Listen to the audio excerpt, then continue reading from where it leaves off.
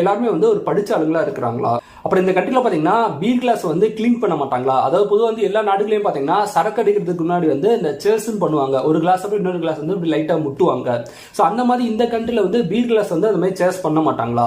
எதுக்காக பாத்தீங்கன்னா 1848 ஆஸ்திரியா நாட்டில் வந்து இந்த கண்ட்ரியோட போர் வீரர்கள் ஒரு 13 போர் வீரர்களை வந்து தூக்கில போட்டாங்களா? அப்படி ஒவ்வொரு வீரர்களையும் தூக்கில போடும் போது அந்த ஆஸ்திரியாக்காரங்க வந்து பீர் கிளாஸ் வச்சு வந்து சேர்ஸ் பண்ணாங்களா? ஸோ அவங்க அப்படி பண்ணதுனால இந்த கண்ட்ரில வந்து பீர் கிளாஸ் வச்சு சேர்ஸ் பண்ணா அந்த போர் வீரர்களை வந்து அவமதிக்கிறதா வந்து இந்த கண்ட்ரி மக்கள் வந்து நம்புறாங்களா?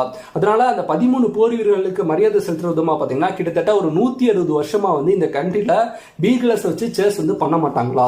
ஸோ அதாவது இந்த கண்ட்ரில உள்ள ஒரு பாரம்பரியமான ஒரு முறையா வந்து அப்பையில இருந்து இப்போ வரைக்கும் வந்து ஃபாலோ பண்ணிட்டு இருக்காங்க.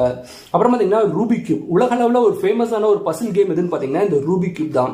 இந்த ரூபிக் கியூபை கண்டுபிடிச்ச நாடுன்னு பாத்தீங்கன்னா இந்த ஹங்கரி நாடு தான். 1974 எர்னா ரூபிக் அப்படிங்கிறவர்